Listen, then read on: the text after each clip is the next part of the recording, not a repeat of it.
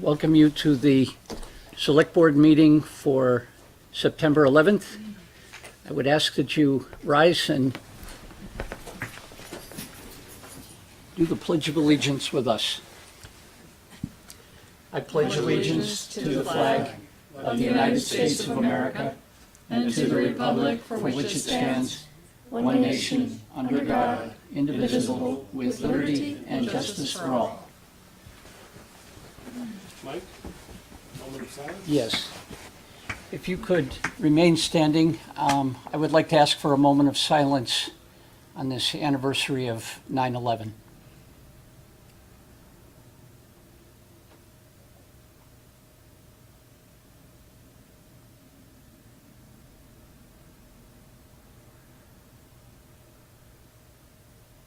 Thank you very much.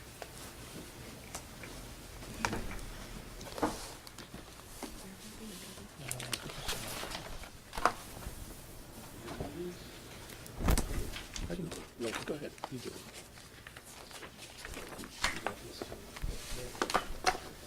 Patrick, do you have some changes for us?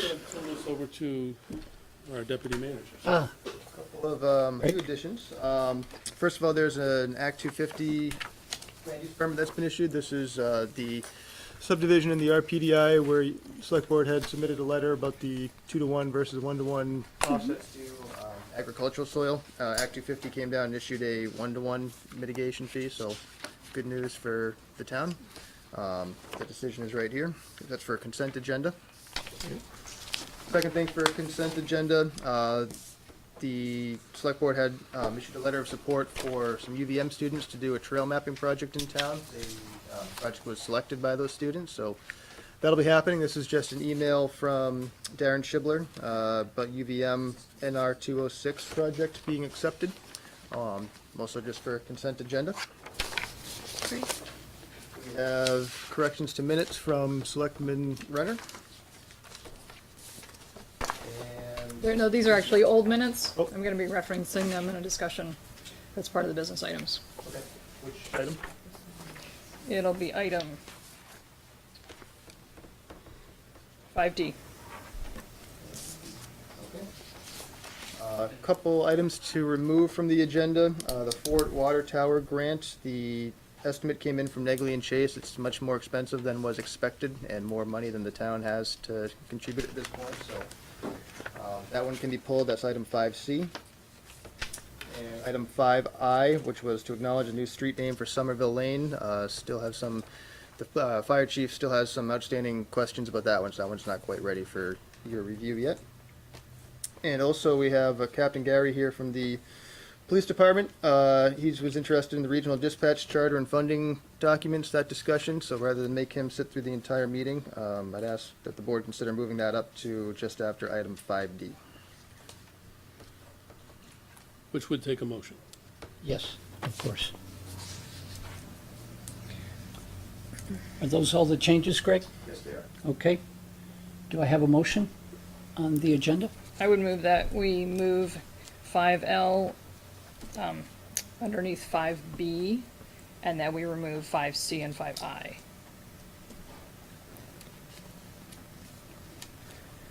To tonight's agenda. And include the consent agenda items. Would you like me to? You said D or B? Underneath B? Did you say after the potential? I Oh, said you want it to after D. D? Okay, we'll put it after D. As in dog. As well as accepting all the additions to the consent agenda and the item 5D. Okay. Do I have a second? I will second. Thank you. Moved by Irene, seconded by Sue. All those in favor of amending the agenda, please signify by saying aye. Aye. Opposed? Motion passes Sam 4-0. Before we get into the public to be heard, I would ask that anybody who has an electronic device with them, move it to silent or vibrate at the very least, so that we are not interrupted.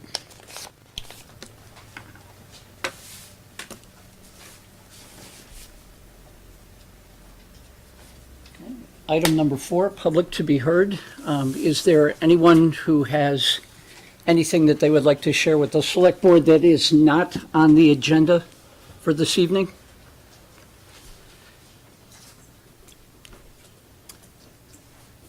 Okay, hearing none, we will move to. Mike, I beg your pardon. I have something. I'm sorry. That's okay. I Please. wanted to give the public a Yep. chance, but I just wanted to provide a real quick update, and Mike could do this as well. The Public Works Evaluation Committee, we've wrapped up our sessions where we were meeting.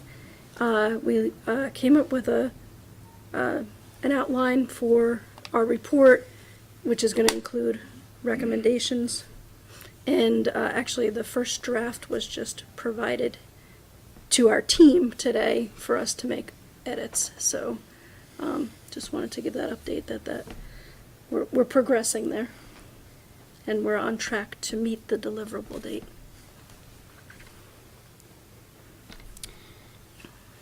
Anybody else from the select board? Okay. Then we will get down to the business at hand. Item 5A, we have interviews this evening with Ms. Jansen and Ms. Brown. So Ms. Jansen, if you would come and join us, please.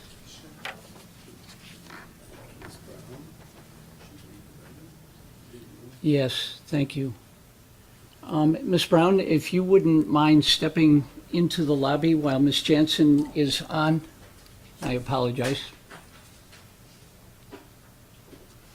And I thank you. We will come and get you.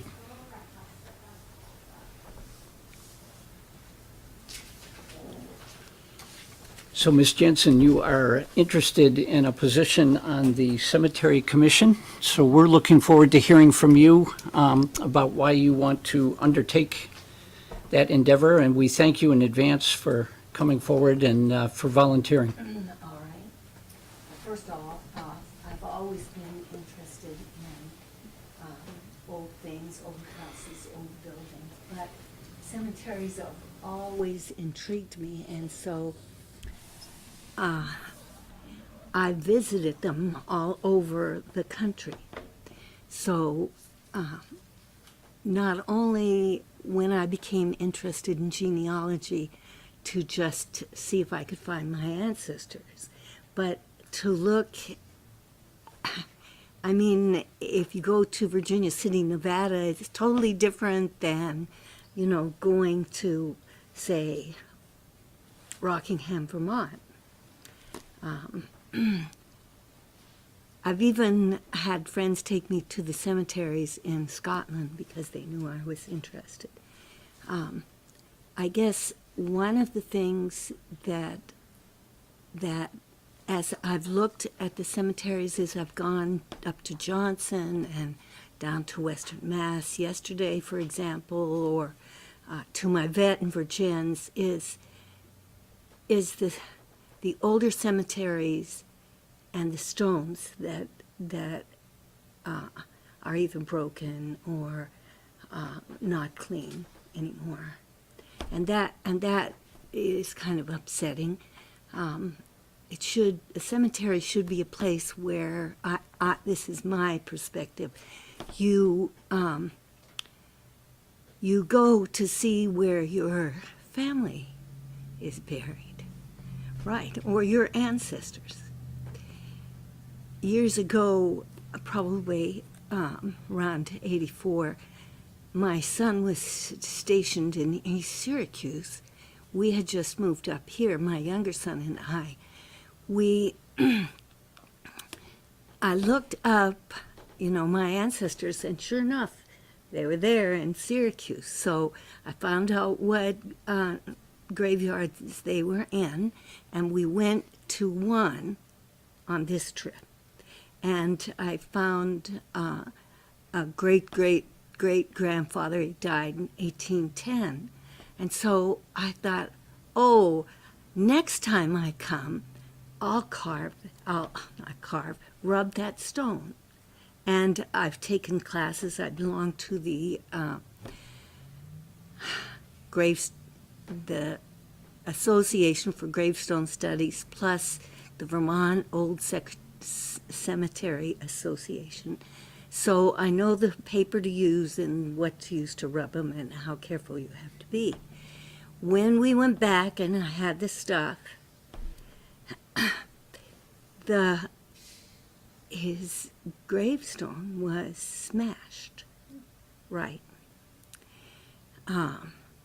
It's really awful. If you look on Ancestry, for example, and people have taken photographs and find a grave, you know, sometimes you can't see the dates, right?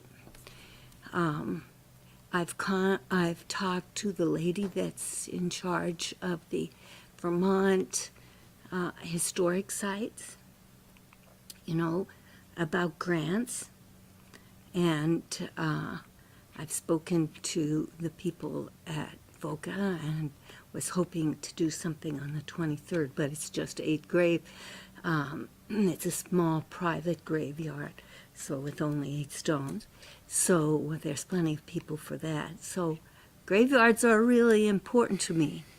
I told my son one time, my younger son, you know, because when we went to one graveyard, this lady who lived next door said, I come here to look up the names, you know, if I'm having a baby. And I later said to my son, you know, I'd really like to live next to a graveyard. He said, Mom, you do. Because he's buried all my dogs. So I have about 40 dogs buried just outside my fence. But that's not the kind of graveyard, you know, really. So that's my reason. I really want to be involved. And if there's, you know, there's something I can do, I've been to the legislature all these years. I know a lot of people. I belong to those 2 associations. I went and watched Matt Peak, who cleans Hope Cemetery stones for Rock of Ages, clean the stone. Right. So, any questions? Does the board have any questions for Ms. Jensen? I'm curious what the Nevada gravestones look like, since you mentioned. You know, they're wood. Wood? Wood. Oh, that's Yeah. fascinating, okay. Yeah. They're just wood. You know, there are some, you know, like marble, but I picked Virginia City because I lived in Reno, and I had friends that lived in Virginia City. So, and even when, you know, what was that, Bonanza, we were up there when they first started that program, and so we saw Haas and Little Joe, and, you know. Right. So any old town, and my father was big on visiting ghost towns, and so, you know, I've been to a lot of cemeteries, but each one is different and special, you know, to their people, and it needs to be well cared for. Oh, that's a good question. Sue? I think I know the answer to this question, but, so last meeting, we appointed you to the library, Library board. right? And I know that you're taking classes and Yes. you're involved in a lot of things. Is there a point where you're spread too thin, or do you feel like you No. you have more to give for this? I work 1 or 2, it depends. The tests mostly are in the summer and in the fall. In the winter, it's slow, and there's only about 5 of us, and we all work part-time. So I work maybe 2 days a week, half a day, right? Then I take 2 classes a semester, and next semester I hope to take a historic preservation class at UVM. I take 2 classes there, and so no, yeah, right. And I said I knew the answer, but I Yeah. just wanted to ask. I live by myself with 3 dogs and 3 geese and 3 chickens. So, you know, it's, I don't have, my family helps me. I don't have to help my family anymore, except over the telephone giving advice. Oh, maybe that they don't want. Yeah, right. So I don't think, and I'm not sure. Does the I was told, and I'm not sure about this, that they only meet once a year, the cemetery committee. Does anybody know? That could be about right. Yeah. Yeah, right. So, gee, I think you're going to be able to make that I okay, think huh? I'm going to be able to make that. Wonderful. Does anybody else have questions for Ms. Jansen? If you get a chance, you should go down. You've all, I'm sure, been to see Hope Cemetery, right? Right? Yes. Yes. There. Yeah, Barry. Yes, yes. And it was really amazing to watch him clean the stones, although it wouldn't work, because they're granite, it wouldn't work for slate or marble. Yes. All right. Thank you. So we will decide later on tonight, and somebody from the manager's staff will be in touch with you tomorrow. Okay? But thank you again very much for stepping up. Yes, all right.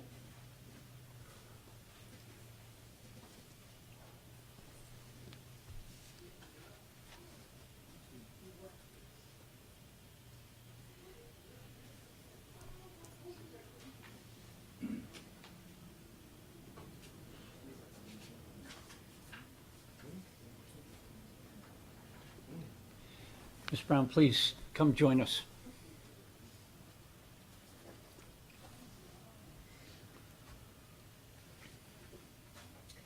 Good evening. Thank you very much for stepping up.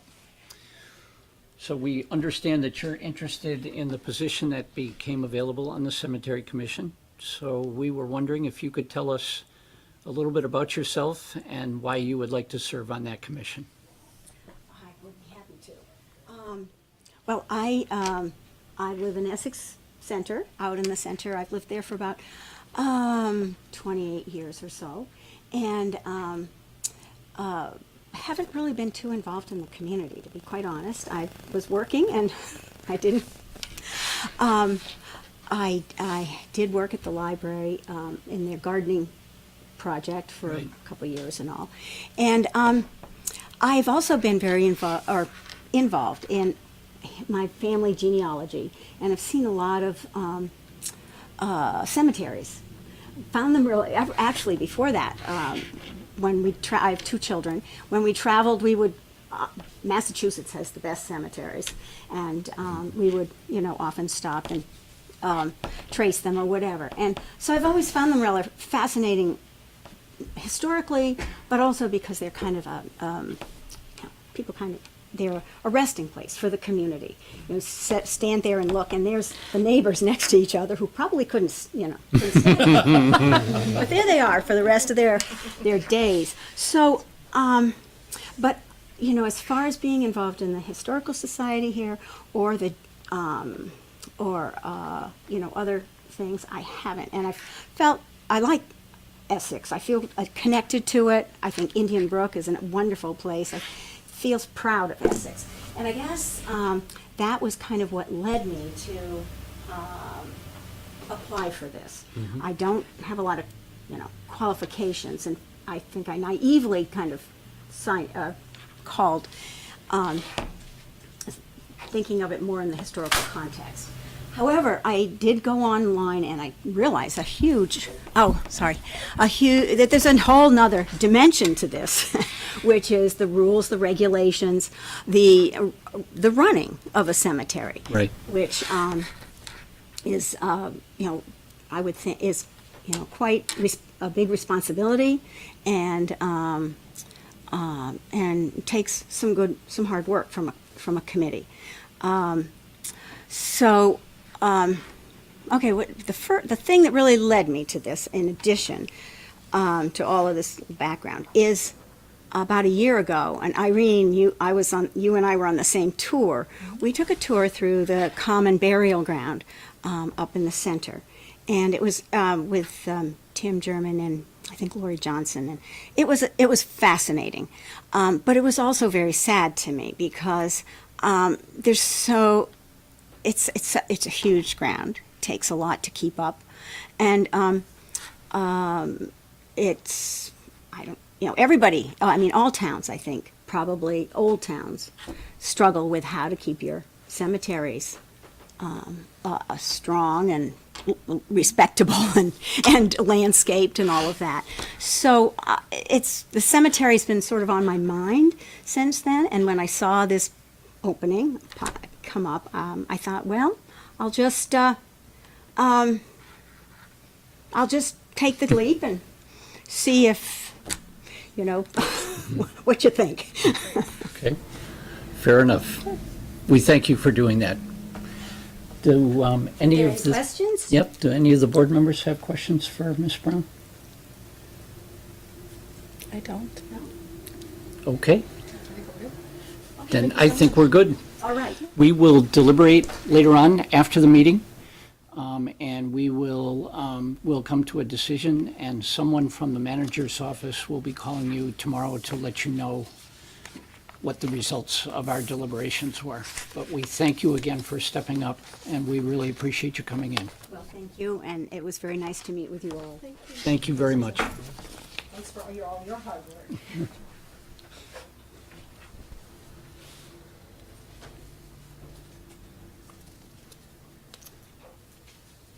So, 5B,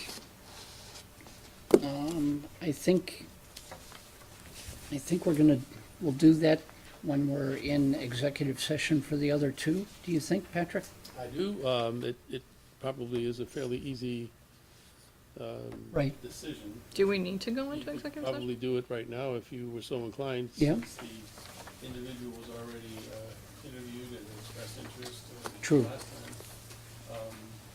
What's the board's pleasure? Do you want So to? can I ask a question?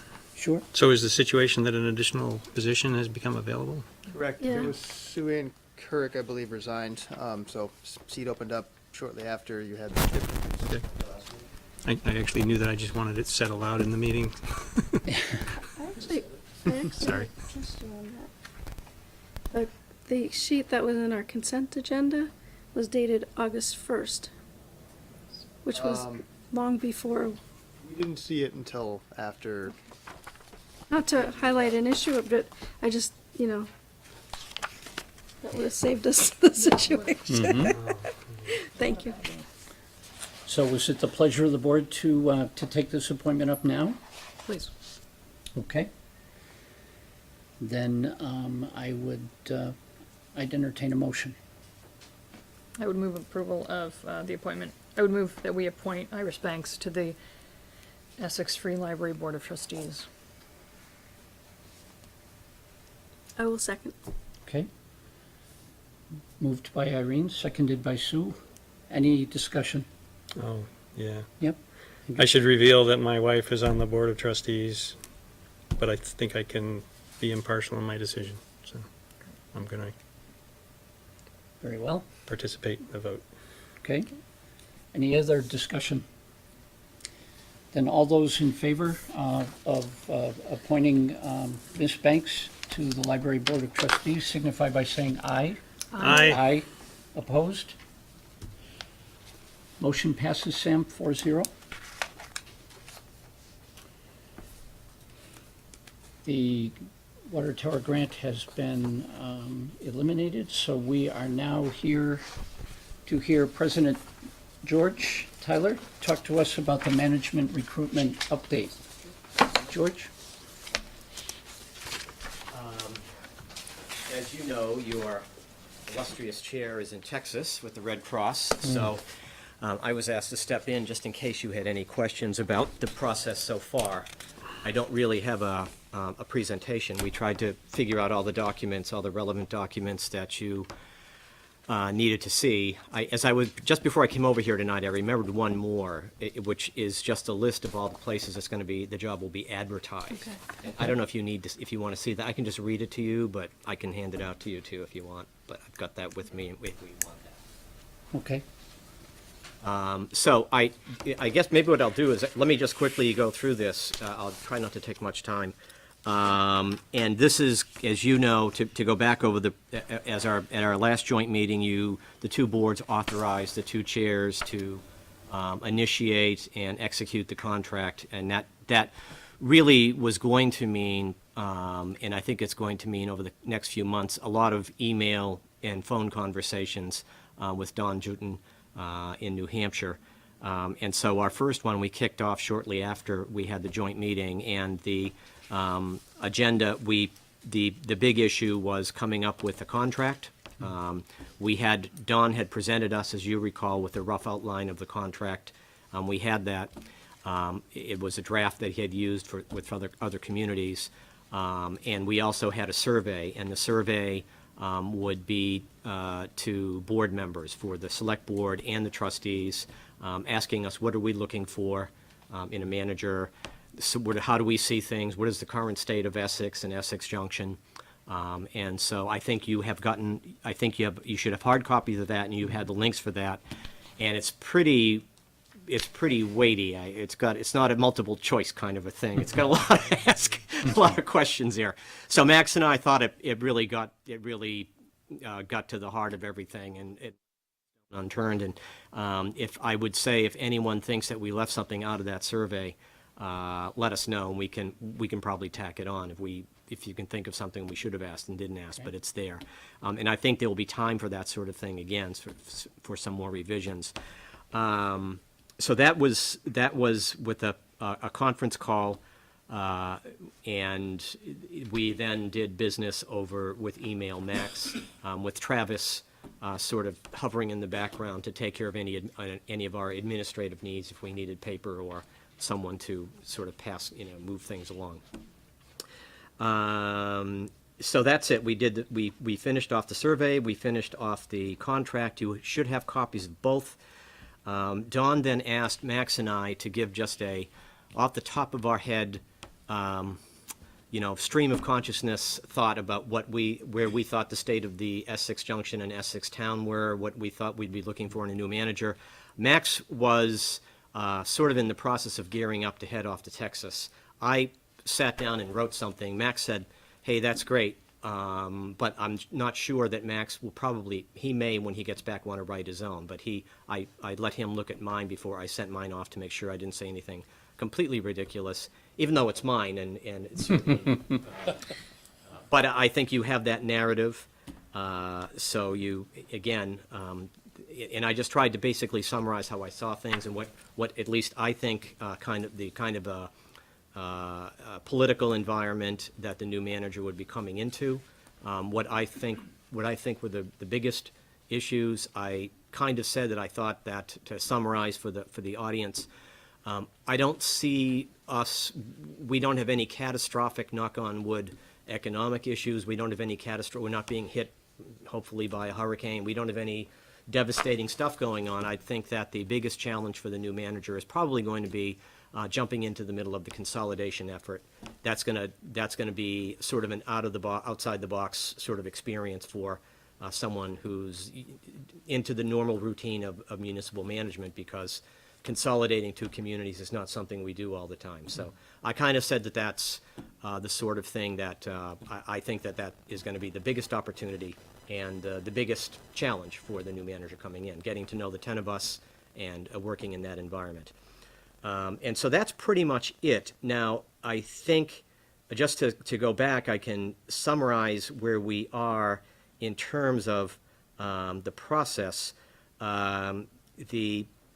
The idea is, after we get the surveys done, he is going to he'll use that to generate a profile that will help him screen candidates. The advertisement for the position should have already gone out and should already be being advertised in these venues, and I'll read them off in a little while. But I think he kind of discussed this during our interview, where he was going to be, and ICMA was the big one. The other interesting piece is that we decided we'd probably do 3 focus groups, one with staff and then one with members of the public. And we weren't really sure how we would get folks from the community involved in a focus group. We didn't know, and we can't say, and I don't think we can say now, if we advertised it, whether we would get enough people, involved in wanting to participate in focus groups. Would we get so many that would have to screen them? If we wouldn't get enough, then would we have to reach out and appoint them? So we're still not really clear on how we're going to get the focus group piece, for the public input for the focus group piece. I think that should be on the agenda for our next joint meeting, which is going to be in 2 weeks. We can go over that and talk about how we want to do that. But the idea is that, and he's also going to have a focus group for staff, and if we wanted to put, and maybe not the entire staff, but people that we think would be particularly interested in being involved in this. And then I think if you have all the, I don't want to have to go over the entire detail of the contract, but I think most of the schedule and the process is laid out in there. And so I can answer any questions that you have. Let me do one last thing here, though, and say where it's being advertised. It's being advertised, interesting to me, I didn't realize this, that every state in New England has something that's the equivalent of the Vermont League of Cities and Towns. So we are advertising on each one of their websites with each one of those, and including the VLCT. We are also advertising with ICMA, International, help me with this, Pat. International City and County Management Association. The big organization that all managers know and trust, and they'll be looking at that. And then we debated somewhat advertising it in the Boston Globe, but he said for New England, for Greater New England, he's had a lot of success with the Boston Globe, so we said, fine, put it in the Boston Globe. And that's it. He's putting it on the MRI website, obviously. One of the other issues that came up that we discussed was, we being Essex Town and Essex Junction, are we going to be advertising this position? Are we going to be putting it in the newspaper? Max and I said, no, we're not. We are assuming that MRI has been hired to do this job, and they are going to be handling all of that. We are not going to be trying to, ask for resumes ourselves. We don't want to go there. We don't want to get involved in it. We wanted the entire thing to be handled by MRI. So that was probably a bit of an executive decision, but I think we both sort of assumed that we kind of understood what you guys were thinking, so that's what we decided. And I'll stop there in case you have any questions, or we good. Any questions for George? Sue? So the ICMA, is that on the web, or is that some other way that's advertised? It's on the way. They have a big web presence. Well, Pat, you have a. Yes, they put out a biweekly newsletter of all vacancies throughout for all their members. So it's an email. It's electronic, but it's something that every manager who's looking to perhaps move, or who wants to check their salary against communities that are advertising for a new manager in the same population group, and many other reasons why people know, or to check up on their friends and what's going on with their job. So it is seen by a lot of eyes. So besides the email, is it also posted on a website? Oh, I think if you, my understanding of how it works, Sue, is that you go to ICMA and then it's jobs. There's probably a link on there and you click on it and it's all the jobs that are. Right, or like if you did a search engine and they're search, it constantly would updating come it. up. Okay, got it. Thanks. And you can do the same thing by contacting your consultant. They also keep a list of the jobs that they're doing and the status of the jobs. So people who are interested, who know MRI in New England, will look at them, look at what they have posted, and see whether or not they'd like to apply. So it's Any other pretty questions comprehensive. for George? You've got a comprehensive list. Yeah, I thought it was comprehensive. Yeah. Irene? I'm struck by the fact that, unbeknownst to me at least, maybe other board members knew this, I wasn't aware that just a brain dump from the chairs would be asked for. I think that it was. I think if you wanted to do the same thing, I think it'd be welcome. He just wanted to start the ball rolling. I think if you wanted to write an essay similar to that, I think he'd welcome that input, Irene. So do you have his contact information for us then? I do. I can. That'd be great. I don't have it right here. Yeah, as but long as you want to yeah, I forward can it to us, email it that'd to be you. great. Sure. Thanks. Yeah. But the survey, I don't know if you went I through the you know, survey. I think if you look at the Picked a lot survey, of you'll the cells. see it's asking the same it's pretty much asking the same question. It's anonymous In a though, so different- maybe in a that's, different- yeah. Well, ours isn't anonymous. I'm certainly, no, and I'm not sure that that the surveys are gonna be anonymous. Well, the only thing, you identify whether you are a trustee or. That's Right. true. Yep. Yeah. That's true. I don't think he's welcoming anything we send him and say to him, so I don't Right. think he's trying to be selective, but he said, this was our very first conference call, and he said, before you go, I'd like to ask both you guys to do this, and I went right home and did it. And because that's the kind of stuff I do. Max was a little more, wise and reluctant about it, so. But I just shot it off. But I don't think he'd have a problem with it. But I think if you look at the survey, he's asking pretty much the same questions. I did go through the survey. I just got a different sense of, the president of the village trustees is speaking for Oh, no, no, half no, of no, the no. town that he doesn't. No, you no, know, no. I mean, that just weirded me out, and that's why I presented these old minutes where Iris Banks comments that in future deliberations over the two halves of the town, she would like to be represented by someone who lives in it, not outside of it, particularly when the chair of the select board and the trustees meet without the entire select board being present. So to see your name on a letter and seeing that Max seconded your letter left me feeling like half of my constituents didn't have a voice in presenting their side to Mr. Jutton. Oh, I think I would assume that first of all, they should have an opportunity to present their voice. But I think I tried to make it clear that this was from me. He wasn't asking me to speak on behalf of the trustees or the village government or anything. He was just saying, George, from your perspective, what do you see? What do you think is the big thing going on here? And I think if he got a similar communication from Irene or from Sue, he'd be fine with that too. But we were there, he asked us, I responded. Yeah, no, I just wish in the future when those things come up with you and our executive search firm, that both chairs would forward to their boards, this is what I'm doing, this is why, but feel free to weigh in yourself. Like, maybe more communication than waiting till after you've submitted something and then it becomes just something on our agenda, because I think there needs to be more interaction at this It raises stage a good with. point, because I think that some of these things, I mean, not just that, but also with the survey, some of the survey questions, the issue at that point was, well, when we're talking about executing the contract, does this come under the broad definition of executing the contract or not? And if we had said, well, there are some, we're not sure we want to advertise in the Boston Globe, and we're not sure about some of the survey questions, so let's not answer these now. Let's wait 2 weeks until we have our, then we could really be slowing the process down. So I guess that's the thing. It's sort of, we took a bit of a gamble there, and that's what I'm saying, is that we tried to accelerate it, but I have a feeling that looking at the survey, looking at what the process he's got laid out, I don't see that anyone's going to feel that they've been left out at all. I hope so.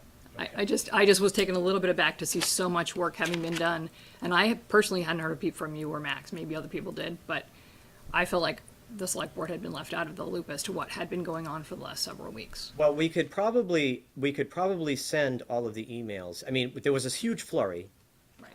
and then it's sort of, because we wanted to get the advertising out, and we wanted to get him to get started on the survey. One of the things that we could do, it's certainly possible, is we could CC everybody on the emails, but you have to swear that you're not going to respond and get into a conversation with us, because then we're having online meetings, and we don't want to be doing that. So we sort of said, well, let's instead of tempting ourselves and going there and encouraging potentially an online conversation, let's just save up all the stuff that we have, and then we'll read it all at a meeting. But why don't we discuss this at our next joint meeting? If we're just still pretty early in the process, so if you think that you folks want to be more engaged and have this flurry of emails coming into you, we can probably arrange to have that happen. So, but let's talk about it at our next meeting and see, because I'm gonna be making the same presentation with the trustees tomorrow night, and they may have some comments or reservations too. Yep.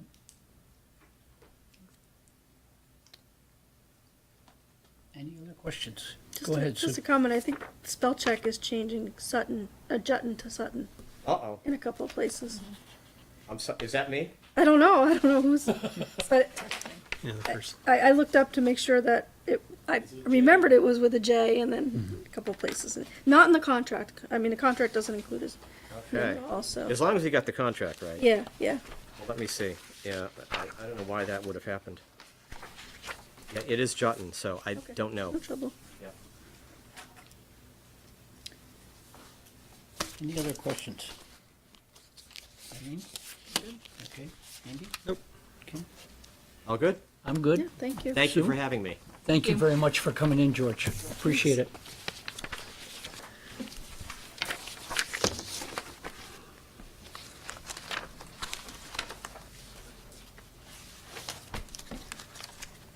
Our next agenda item is the discussion about the regional dispatch charter and funding documents. Captain, said, Yeah, I'm gonna be speaking to this. Okay. Captain Gary just wanted to follow along the discussion, that's why he's here. very well. But basically, at the meeting on August 21st, you heard a presentation from Charlie Baker from the Regional Planning Commission about the Joint Survey Committee's draft charter and their draft MOU on cost sharing for member communities. The Joint Survey Committee was requesting feedback on those documents from all the legislative bodies who are involved with their regional dispatch at this point. So, Select Board made some comments that were given to Charlie at that meeting. I believe he took that back to the JSC, but I just put that into list form and figured if there were any, or opened up an invite to the board, if they had any additional comments, to reach out, let me know. Selectman Renner did give me an email with some comments on there, and those are attached as well. So just recommended that you review the list of comments made on the 21st and Irene's comments, and decide if you want to forward those on to the Joint Survey Committee on behalf of the entire board.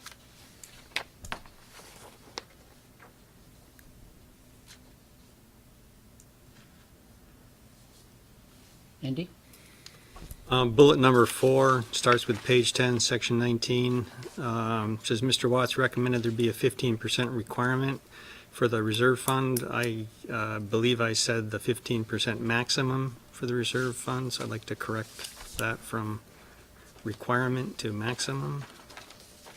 If we could, please.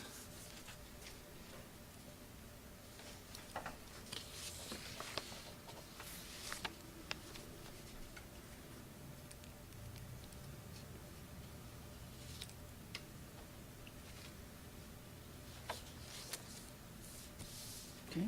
Any other questions for Greg? Comments? Patrick? I suppose it bears repeating that this is the second to the last process where your comments will be gathered, put into a document, and then the last step is it comes back to you for a final vote. And I think, remember Charlie at one point, one of the earlier meetings, or somebody said that not all of the comments may be included by the joint study committee. So I think it behooves you to hang on to the documents here or remember what you said and determine how important you thought things were for that last meeting. Okay. Good advice.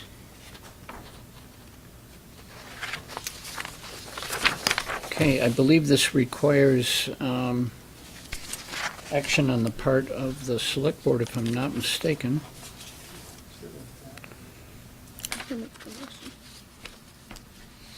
And authorize the town manager's office and final comments. Sue? Yes, I'll make the motion that the select board authorize the town manager's office to send our final comments on behalf of the select board to the joint survey committee for the Chittenden County Public Safety Authority. With the, I'm sorry, with the modification that Andy made. Okay, I'll second that. thank you. Sue and Irene. Is there any discussion, any additional questions? Hearing none, all those in favor of the motion as stated signify by saying aye. Aye. Opposed? Motion passes, Sam, 4-0. Thank you, Greg.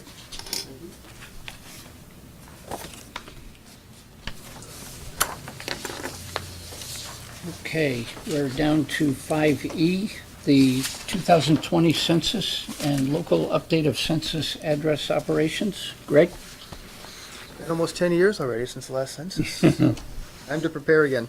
But the U.S. Census Bureau reached out to the town. They're getting ready to do their LUCA process. It's called the Local Update of Census Addresses, which is when they basically verify all the addresses they have on record so they can better get in touch with people when the census happens in a few years.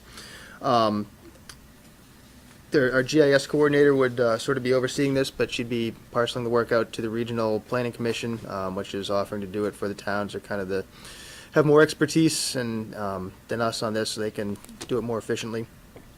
But basically, by participating in the LUCA process, it just makes the census go more smoothly for the town, for the government, U.S. government when it goes through. And census is helpful in terms of providing grants, federal funding. It's helpful from a planning standpoint, our local standpoint, just in terms of tracking population, demographics, all those types of information that come in handy when doing government work.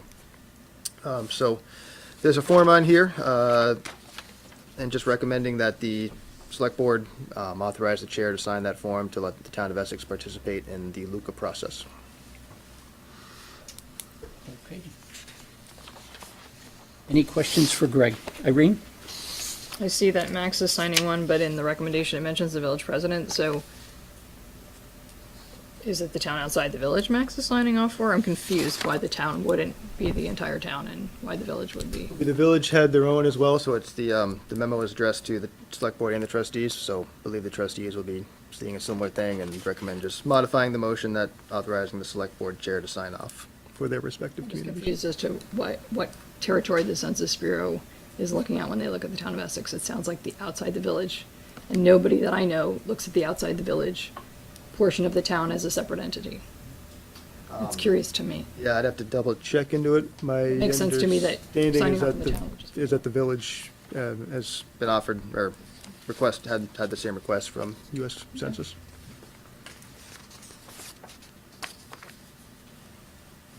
Okay. Any other questions for Greg?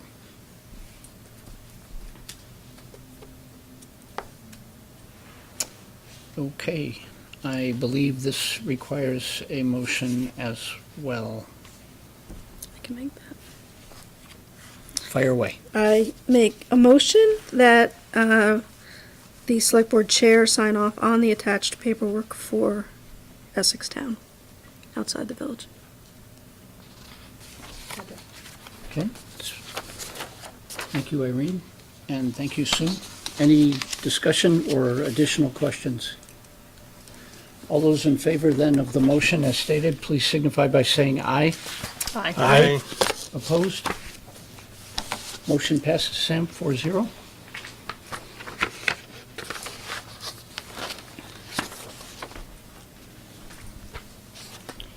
And Greg, I think you're going to talk to us next about the Winter Lane Circle maintenance agreement. So you might remember from a couple months back, there was a small 0.1 acre parcel on Winter Lane Circle that the town owned and didn't really want to maintain anymore because a resident offered to take it over and maintain it, the neighbor right there. Town, when we did a research, looks like we own it. The state told us we owned it. When the attorney for the Klupas started looking into the transfer agreement and the deeds, they came to the conclusion, or the opinion, that the town does not actually own the land. The deed says that the land was relinquished from state control to the control of the town. So like I said, the state had emailed Shannon Lunderville in the GIS office saying, no, town owns it. So we went forward with that under Shannon's own research and the state's research. So it's still a little bit of an unclear issue, but the quickest and cleanest way at this point, based on opinion of the town attorney and recommendation from the town attorney, is to grant a license agreement to the Klupas to allow them to maintain the property. Mowing the lawn, trimming the trees, trees wouldn't be cut down unless the tree warden authorizes it, signs off on it. The agreement would be just to the Klupas, not to anyone going forward, because who knows if future landowners would want to continue maintaining it. But just in the interest of trying to tie this up and let the Klupas maintain the land that they want to maintain, recommendation is to let the select board authorize the town manager to execute that license agreement. So moved. Post haste. Okay, any questions for Greg? Sue? How, sorry. I had a Do we need a second before we? Yeah, I was going to ask if staff had, if the board had any questions of staff before Irene jumped into Motion, the yeah. breach there. I just feel like we spent hours on this and it's just, we have more important things to do. I mean, this is important, don't get me wrong, but we have gone around in circles on this. I want to get it done if we can get it done. But I don't want to do that at the expense of anybody having All right, legitimate well, questions. let's give Sue the opportunity to ask her question. Absolutely. So the stipulation about, no, not cutting down trees or whatever without having the tree warden review and approve, how does that get complied with, I guess? How do you ensure that that happens? A little bit of trust in the Klupas. If there was a violation, I suppose we'd have to deal with it then with the zoning administrator.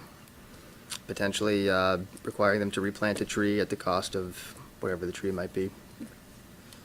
And then my other question was about when the Klupas move, but I think you answered that this, This would just be for the Klupas, yep. thank you. Okay, Andy? Yes, for taking questions. It's the centers around if the Klupas sell the property at some point in the future, and we've all forgotten about this agreement, and new owners of the Klupas property continue to maintain the property without a license. Is there any concern on the town's part? I suppose if the town wanted to, or mean, is there any found li- out eventually and wanted to come down, we could come back and say, nope, we still own this land, you don't have a license to maintain it, please stop. Is the Or- question is whether there's a liability there to not making it somehow clear that that's town property and not the landowner. It'll be in the land record, so anyone who's doing title search at a sale is gonna raise this and point it out. So would somehow the 26 and the, whatever the other property is, 30, there would somehow be a cross-reference between those two? Or whenever the Klupas property sold, it would trigger some sort of cross-reference that said this other piece of property is somehow entangled here? I believe that the, Sorry to drag this out, No, Irene, we but- need to, obviously. yeah, so this license agreement will run with 30 Winter Lane Circle, and it talks about license to maintain 0.1 acre and at 26 Winter Lane Circle. And it is recorded as such, and so if the Klupas want to sell their property, title search would be done by somebody interested in buying it, would know about this, and it would not be a cloud on the title. It would either run with the title or be renegotiated. Okay, so there's some sort of cross-linkage that would flag the fact that there's a secondary agreement that may need to come and be discussed. Okay, all right. I think it's a All right. binder clip, isn't it? I mean, it's pretty, it's a paper record, right? Yeah, so. Okay, We're all tying right, them all together right. somehow. Thank you. Want to make sure I don't miss. No, I mean, it's a unique scenario. I think that Yeah. those are good questions. Yep. Any other questions for staff? Okay, Irene, would you mind just restating I'd be your glad to motion, restate my please, for the motion. record? Yes, I would recommend that the select board authorize the town manager to execute a license agreement between the town of Essex and Michael and Emily Klupa, and allowing the Klupas to maintain property at 26 Winter Lane Circle. Second. Thank you, Andy. Thank you, Irene. Any other discussion? All those in favor of the motion, please signify by saying aye. Aye. Aye. Opposed? Motion passes, Sam, 4-0.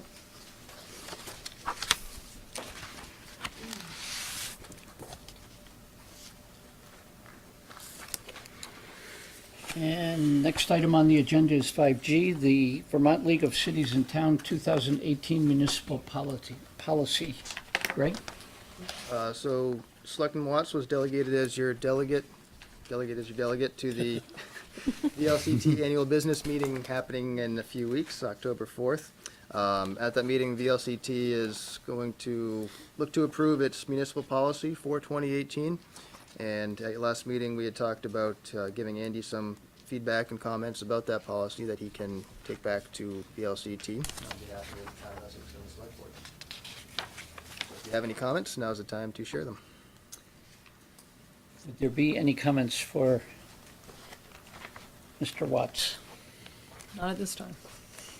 My only comment, Andy, was the one that I think you made, which is to go back to a form where they flag what is changing from Oh, right. policy to policy, because, I did read through the whole thing, but I probably didn't need to, because most of it was probably existing and not changed.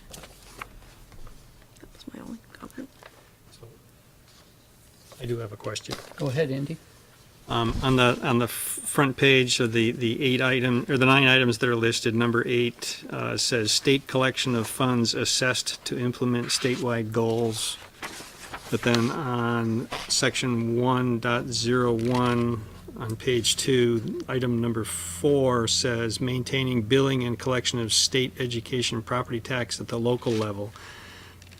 I'm just questioning whether staff has any concern. Those two seem to contradict each other. One says that if it's for a statewide goal, it should be collected by the state, and then the other one says that if school taxes should be collected locally.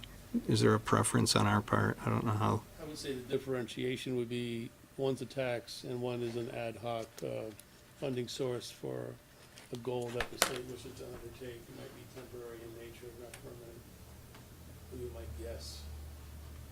But it doesn't seem to be warring with each other, in my opinion, because of that, but that's my interpretation. Mm-hmm. Okay.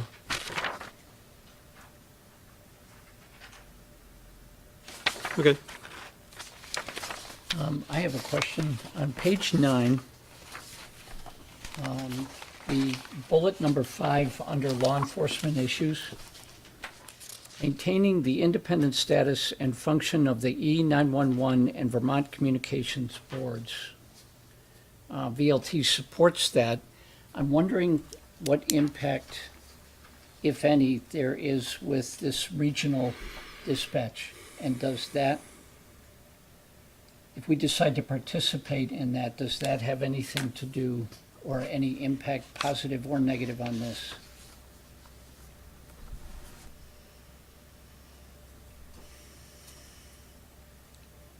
There was, if I may, I'm sorry, I'm blurry. Please, no?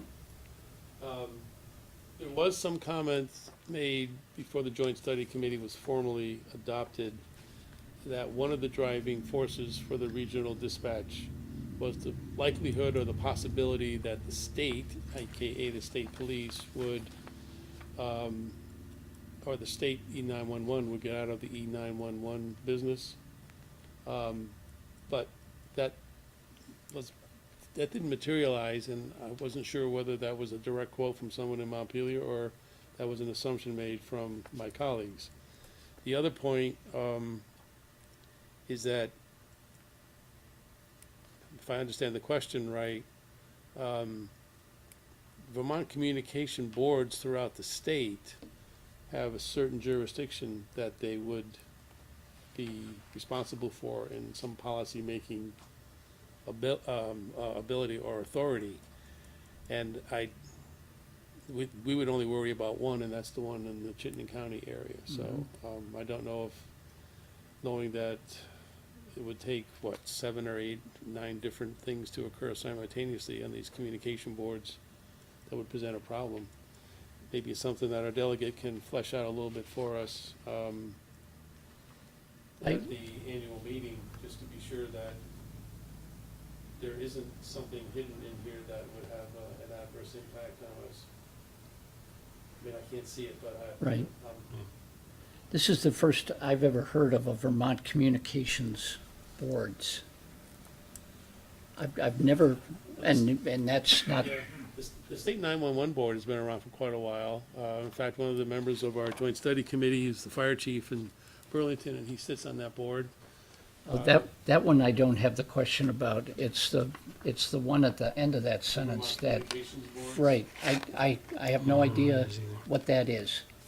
And that's why I asked the question. The state police, for example, and the town of Essex, and maybe a few other communities, use an emergency communication. And they do have a board from the state. I'm not sure if the state police run it or some other entity runs it, but it's the, help me with the, not FEMA's, gosh, what's the name of our system that we run? Spillman? Spillman, thank you. It's the Spillman system, and it's used by the state police, it's used by Essex, it's used by Yep. others. The Spillman, that has a board, and so that may be one of the Vermont communications boards that Okay, is being referenced here. If there are any others throughout the state, Mike, I don't know about. okay. Andy, if you could just Yeah, I'll ask a ask question or about that. two about Yep. that, Yeah, I will. just for Yep, thank you. curiosity's sake. Yep. I'd appreciate it, thank you. But the other part of your question is, was that answered? Okay. Yes, Okay. I'm good with the rest of it, and I thank you. Any other questions for Greg or for points that you want to make to Andy?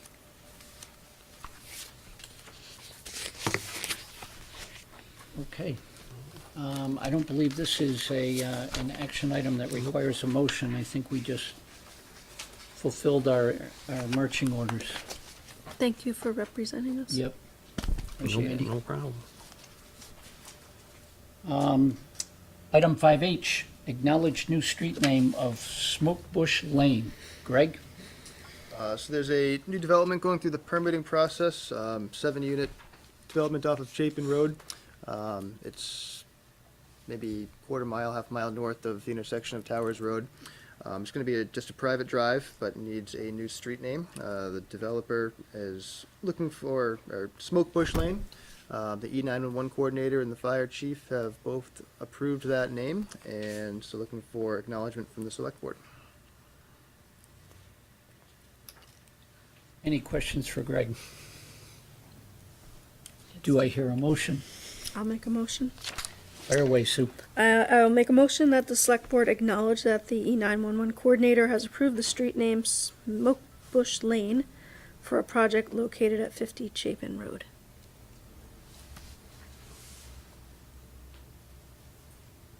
I'm straining to hear a second. I'll second that. Thank you, Andy. Any further discussion? All those in favor, please signify by saying aye. Aye. Aye. Opposed? Thank you. Motion passes 4-0. Sarah Michelle?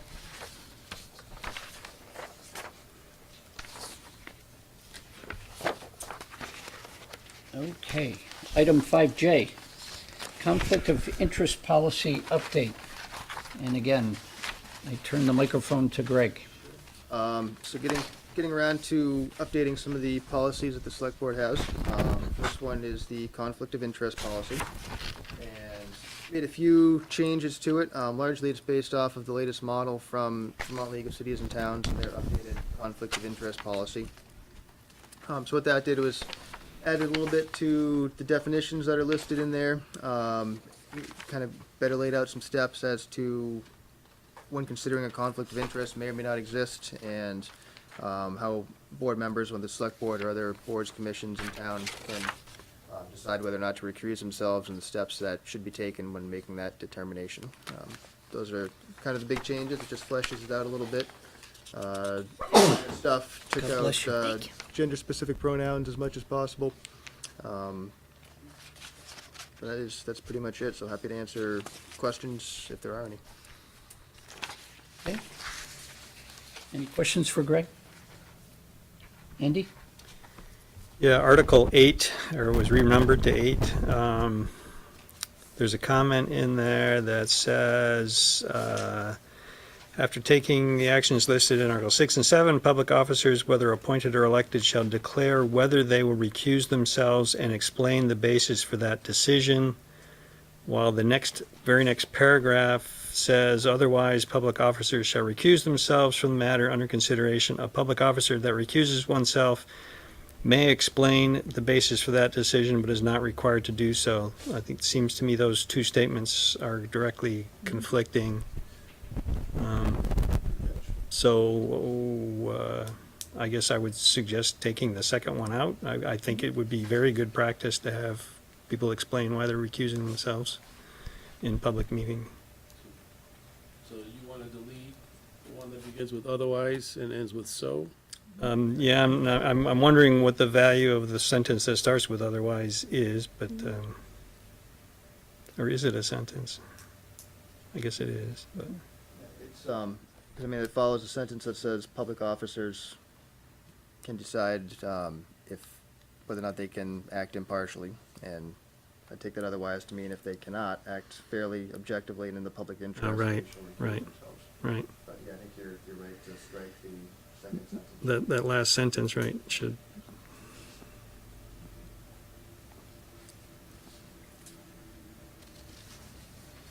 Okay, any other questions for Greg? Andy? Oh, sorry, Irene Hausser had her hand up. You're on a I don't roll.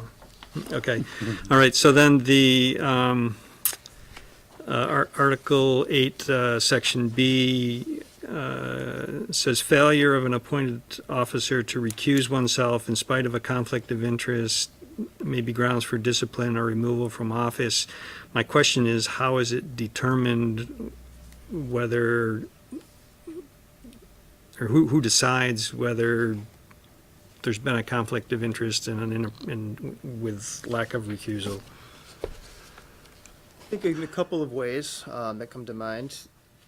One is if other members on that board, an appointed board, approach the select board and say, we think we have an issue, we ask that you take action on it. And for instance, the Planning Commission recently updated their communications policy to include a little piece about social media, and I believe that it says if a violation of that social media policy, the Planning Commission may recommend that the select board remove that member from the Planning Commission, something to that effect. In which case, it would still go up to the select board, and you could go through the steps and review that and determine if it's grounds for dismissal or not. I think another option would be if you as a select board, paying attention to the other boards where members you've appointed to other boards, if you start to see something that's an issue, then you can take steps to address that. And then there's Article 11 in the draft policy here. It lays out some potential steps about the chair of a board meeting informally in private with the officer to discuss possible conflict of interest. Then going on from there in terms of discussing it at a meeting, an executive session, or outside of executive session if the offending officer or allegedly offending officer wants to have it in public, that can happen. And then taking steps from there in terms of public censure, recommendation, whether elected or appointed, whether it's a recommendation that an elected official resign, or if it's an appointed member of a board, the select board can choose to remove that person. I guess I have concerns about if, reacting to hearsay or rumor, or I guess you would have to be very careful not to, or to actually get the facts somehow. And I recognize that, this doesn't apply to elected officials necessarily, because there's no way to remove any of us, unless, but I know the policy from VLTC includes a couple of footnotes that mention town manager may have different, you gotta have due process. And I get concerned about reacting to hearsay, as I said, or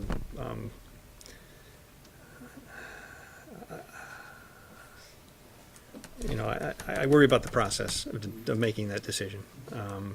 But I guess it could be a case-by-case basis. If I have concerns about how a issue was raised, I can certainly raise that question during the discussion and say, I have concerns about where this information came from or so forth, but I Yeah, don't know. I'm sorry. A little uncomfortable with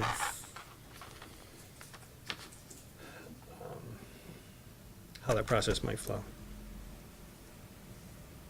Great.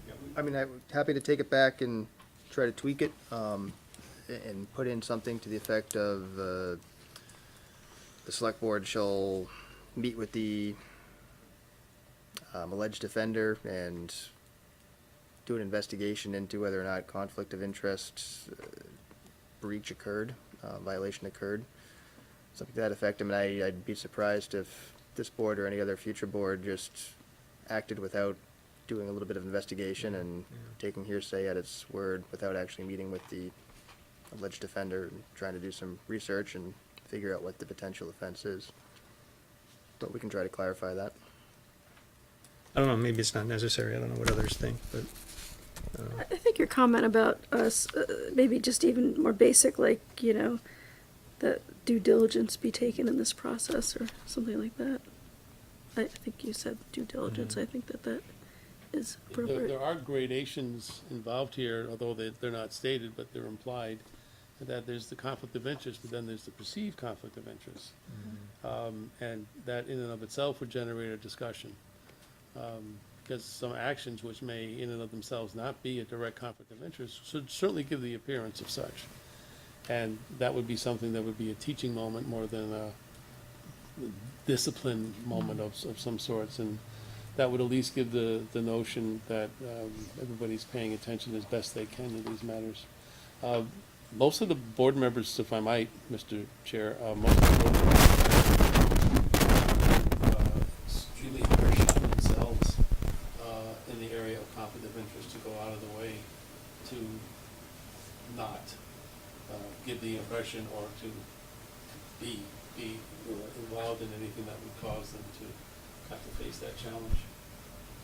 And we've had people here that have been involved in all aspects of work. Developers have sit there, state officials, so it's. And most department heads and the town manager, they all have a code of ethics based upon their profession, which is really kind of vicious on those points. I mean, there's self-flagellation in the managers. I mean, they beat each other up on these matters, so we pay pretty close attention to it. And then pass that on to the organization, so. But it's still good to have a policy to point to.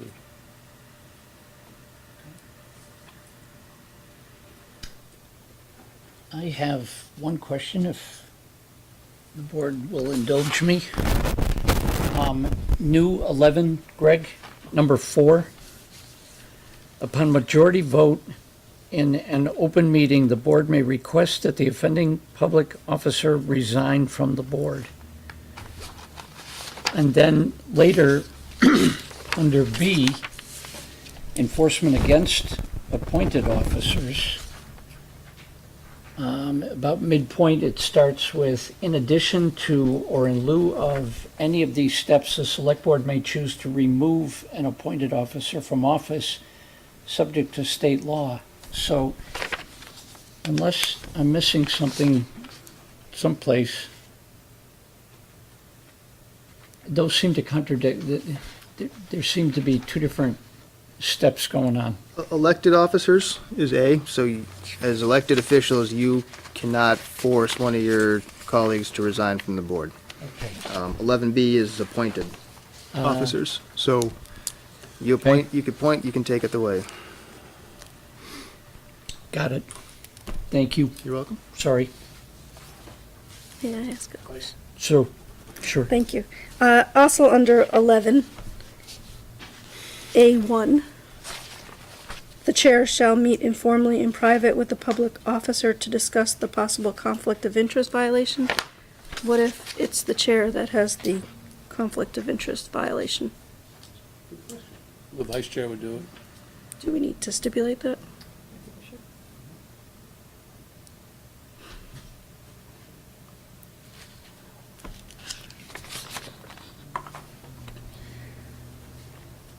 That's a good catch.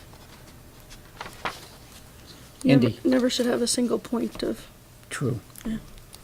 Andy? Article 10, the last phrase says, or remain physically present in the room. This is in discussion with when someone recuses themselves, says shall not sit on the board, deliberate with the board, or participate in the proceeding as a board member in any capacity, or remain physically present in the room. This applies to elected and appointed officials, according to this, I believe. I'm a little concerned with telling people that they have to leave a public meeting. I recognize that it's good practice to leave the room, but question I have is, do we want to require it? Patrick? Yes, silent communication, body language, everything else can be seen very clearly if they're in the room while the board is deliberating. To be out of it removes even that from a critical point after the Yep. decision has been made. This language isn't used in the model one from the VLCT. I think they say that it's leaving the room is optional. So that's part of why I'm asking the question. And the But other, it's always been our practice. I know it's always been our practice, but I just want to make sure that the board agrees that it should be our policy. Because I know of cases, planning commission, where something involves a commissioner's neighborhood, commissioner recuses themselves and sits in the audience and participates as an interested party because it's happening in their They neighborhood. may not have this document in front of them, and either that or it's bad leadership.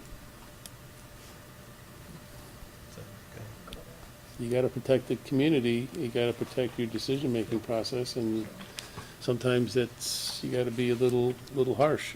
Harsh is the wrong word, sometimes you have to be a little firm on the conduct of business. So once we approve this, we are going to make this available to anybody that we've appointed everywhere, right? So that they will be aware of that. I just want to make sure we're all comfortable with that. Yeah. I always leave the room when I recuse Yes, myself. yes, I know, I see you, even when you don't have to.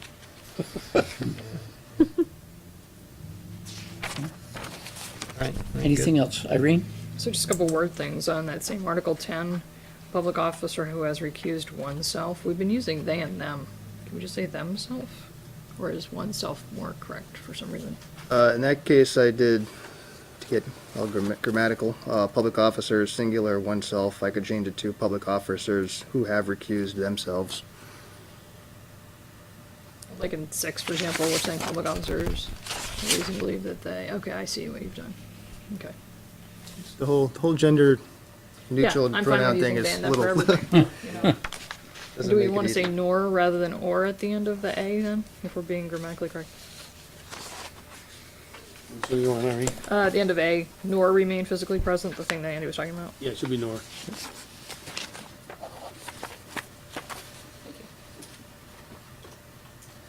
Anything else for Greg? Yeah, I'm going to ask a dumb question. Go ahead, Andy. Is it clear what the word admonish means? It's not defined in here. Yeah, so that's why I'm asking the question, is, We have definitions, so we could have it. does it need to be clear what that means, I guess? I mean, is it, You could have a public admonishment, you could have a private one, you could have it in writing, you could have it. yeah, but you're still just using the word admonish again.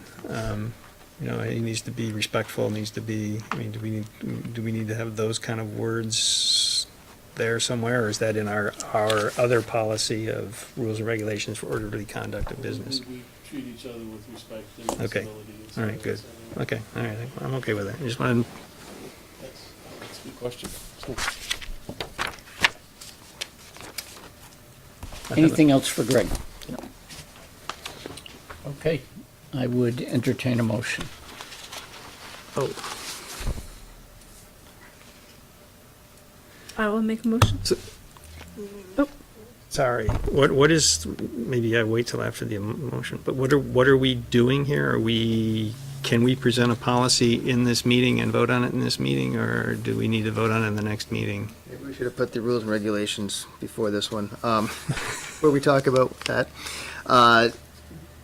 This one, I think there's enough changes, they're substantive enough that you should approve it, I'll go back and make some of the changes I've heard tonight and present it to you the next meeting for signature for adoption. The recommendation is that the select board accept the amendments to the conflict of interest policy. It doesn't say anything about Not adopting approving it. it, right. So Okay. it will come back, according to this. Yep.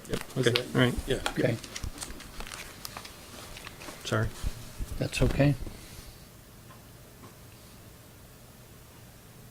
So, do we need a motion here? Yes. Yes, okay. I said I'd So make go a- ahead, Sue. So I'm not, I mean, I think the motion is that the select board accepts the amendments to the conflict of interest policy. Do we also need to note the additional modifications? I would say as As further amended or as further discussed. So I make a motion that the select board accept the amendments and the additional modifications to the conflict of interest policy. Perfect. Second. Okay, it's been moved and seconded. Any discussion? Hearing none, all those in favor of the motion as stated, please signify by saying aye. Aye. Opposed? Motion passes 4-0. Thank you.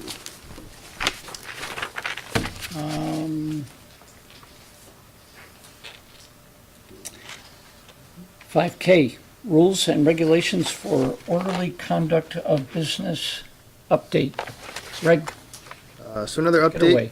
update to your rules and regulations for orderly conduct of business. Finally, get back to the discussion that was held back in April about some of your comments on this and tried to incorporate them. Really no huge changes to this one. It's a lot of the getting rid of the gender-specific pronouns and switching over those to gender-neutral. The real one kind of substantive change is an addition under conduct of meetings of number 9. Board members and all other participants shall welcome a variety of opinions. When disagreements occur, discussion shall remain civil and all viewpoints shall be treated with respect. Beyond that, it's mostly just some grammatical stuff. Cleanup on under motions and votes in the last page, number 10, specifying as we move towards tablets in the near future, town-issued devices are exempt from the recommendation against using cell phones and other handheld devices. And then number 11, what Andy just brought up, policy amendments that are not substantial may be acted upon at the same meeting at which they are introduced, but other policies should be introduced at a select board meeting and acted upon at the next meeting.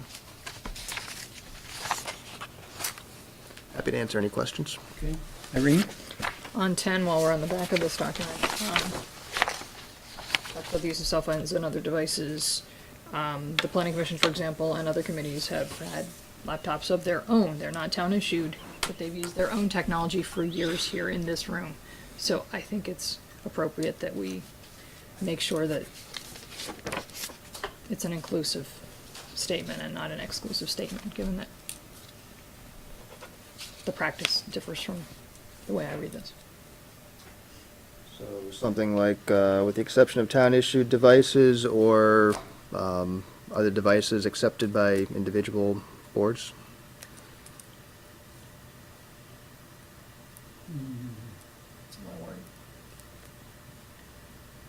Say that again, Greg. I can take it back, play with it. But basically acknowledging that Include the private vehicles, I'm sorry. Yeah, it doesn't have to be a town-issued device. It could be any device that you bring that helps you be productive here. And just because the select board made a, in my opinion, ridiculous rule several years ago for political reasons, doesn't mean that something like Rule 10 has to stand forever. Other committees have used laptop computers for a very long time in this room, and the select board should get on board with that and not have such exclusive language, in my opinion, on this document. I would take that one step further and just say it needs to be the same policy across the board. So we either change it to include them, or Take it out. we take it out and we don't do them. But to have committees making up their own rules on what they're gonna be able to bring to meetings and stuff, I don't think is the best policy, in my view. I mean, the Greg? gist of the policy is to keep people from fiddling on their cell phones and not paying attention to the meeting. So I'll take it back and try to was wordsmith that? it a little bit. What was that? I don't know, let me check. I think maybe that's what we need to say, is that if you are using a electronic device, it should be for the purpose of the meeting, Yep. right? And the second sentence is fine as it stands. I think that was the original rule, but it got corrupted, in my opinion, by adding the first sentence. Because we've always said that people's phones should be silent. If I use a calculator during the budget session off of my phone, because that's the most convenient way, who are you or anybody else to tell me not to use? I mean, that doesn't make any sense. They have to be sensible rules. I think. Yeah, and I would, during the Public Works meeting, I did bring my laptop because I could, we didn't have everything hard copy, right? And Right. it was a more productive way of handling it. It wasn't a distraction. Yeah. We'll try to uncorrupt it. I'm okay with taking that first sentence out. So am I. You okay with taking what? The first sentence out I am as completely. And That's just, all it needs. and just having the policy be that phones or devices should either be turned off or placed on a setting that does not utilize audible ring. Oh, yeah, I guess you got the, Yeah, but I mean, I could be Facebooking with my kids here. You could be. Yeah, all right. We don't do it. I have Go ahead. a couple of very minor things, or I think they're minor. At least. At the last paragraph of the first page, I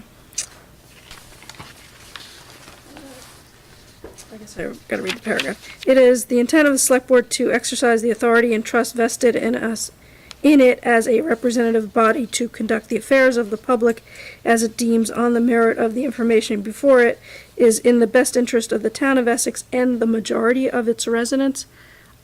I kind of don't understand why we need the majority of. I think we're just representing its residents. And I think if a smaller subset of residents have a very valid issue or point, we should be representing it.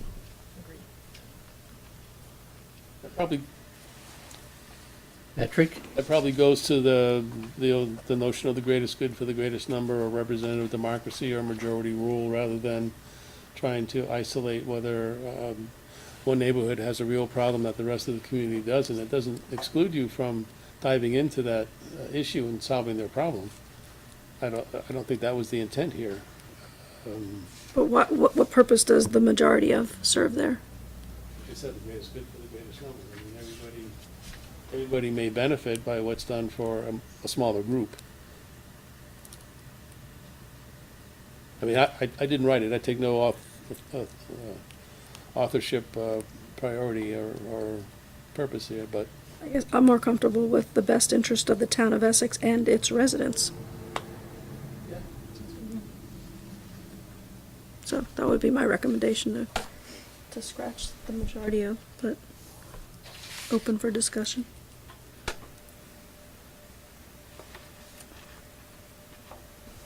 Anybody? I'm fine with it being Okay. changed. Okay. I have one, You good? Yeah. Okay. one more, sorry. Yep. Under, second page, under 5, the, members should notify the chair and manager as soon as it is practicable by telephone. Does it need to be by telephone, and why? Okay, so I would say that we might have other avenues that are more expedient at this point in time. Yeah, Yeah, just put a period after practicable and call Right. it good. right. Okay. And then this is just a curiosity. There's a word pecuniary that she Yeah. used. Nope. Under motions and votes, number 5, conflict of interest shall be limited to possible pecuniary or other benefit. financial. Should Then we, let's say that. should we say financial? Because Make it accessible to the I average know person. I had to look up that's not a word, I don't know. It's a peculiar word. Whoever put it in there had a preference for it. What's that? Referring to or consisting of money. Yeah, so financial. Hey, he just used a device. You did?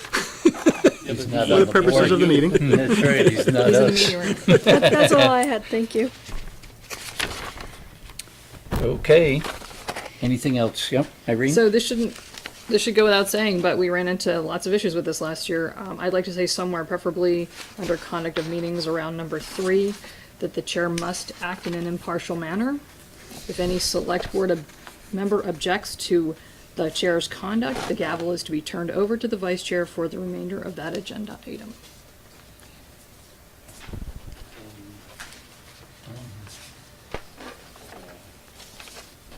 Because if we can't be impartial as chairs, then we shouldn't be chairs.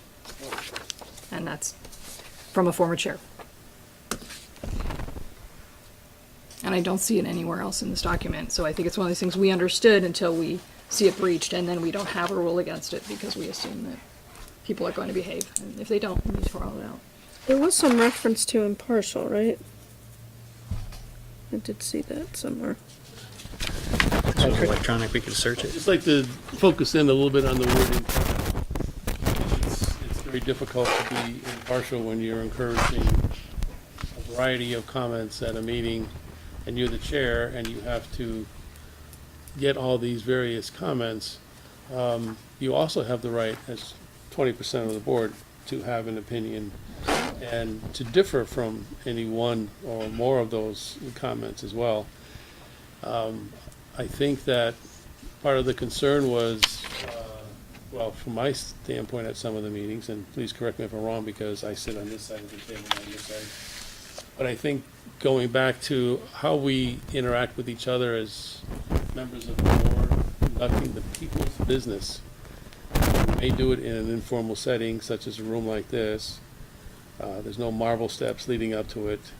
We don't put our hands on the good book and do all those kind of things. But the proprietary, the appropriateness of what we do and how we do it, what we say and how we say it is important. But it's also in other places on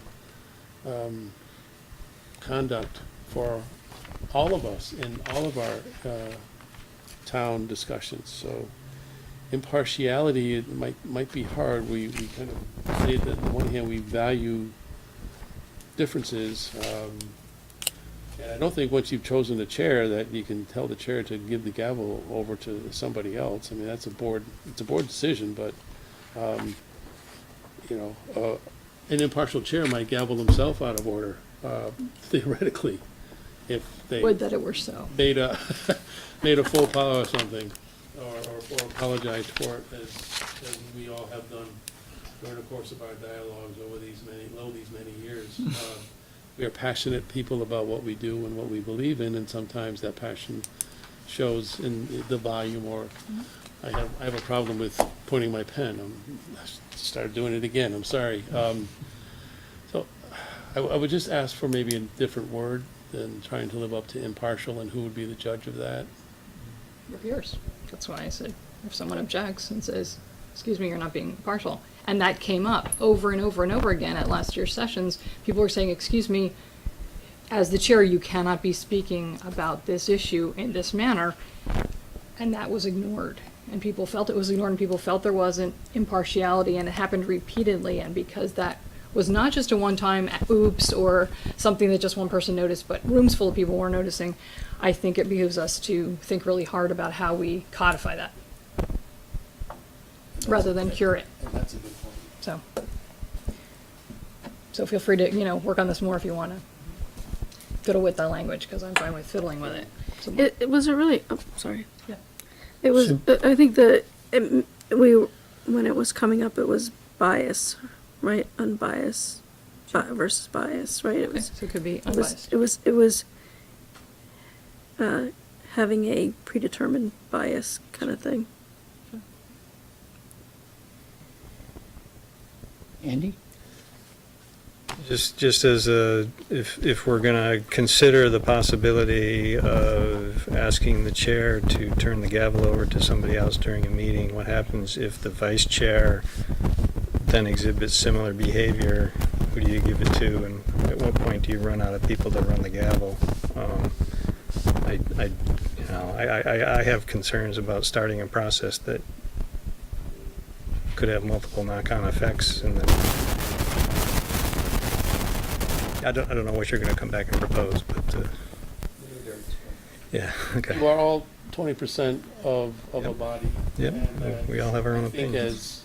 as humans, forget your role as select board members, as humans, how would you handle the situation if it was a neighborhood meeting or a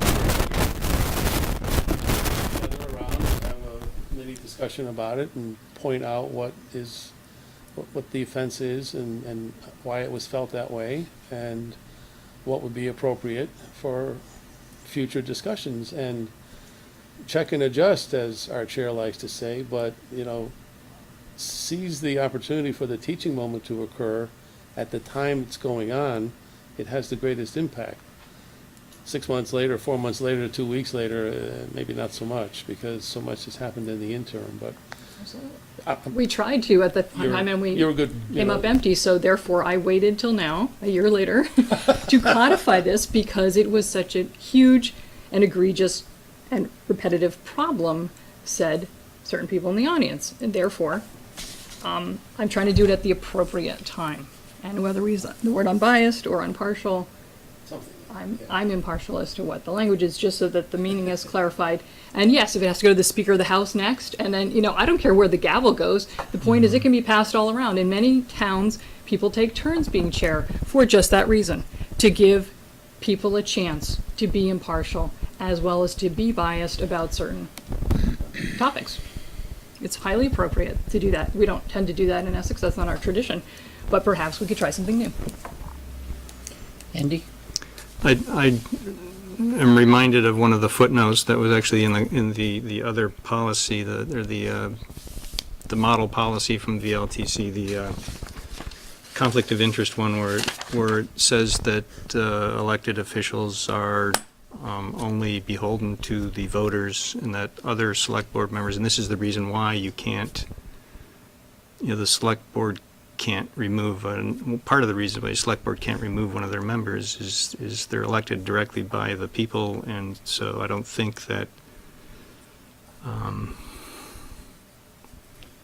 I think I start to develop concerns if we start saying that members of the board can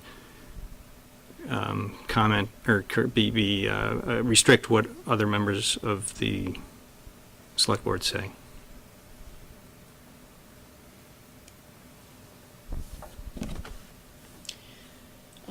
Sue first, and then Irene. I actually, I can agree with some of the comments that Irene is making. If I think we are clear that it's not like just an opinion and, jump on it, but where there is, due diligence that someone has been spouting in a very biased way, and there has been input from the public and in the conversation from the public and from the board saying,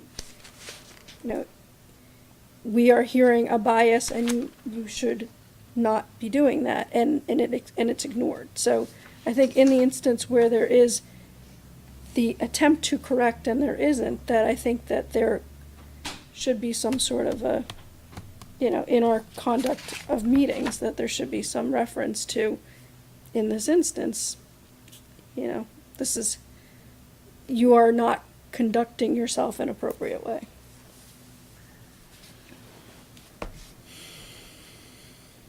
Irene? I'll second that. So I think we have the gist of Yep. return then go.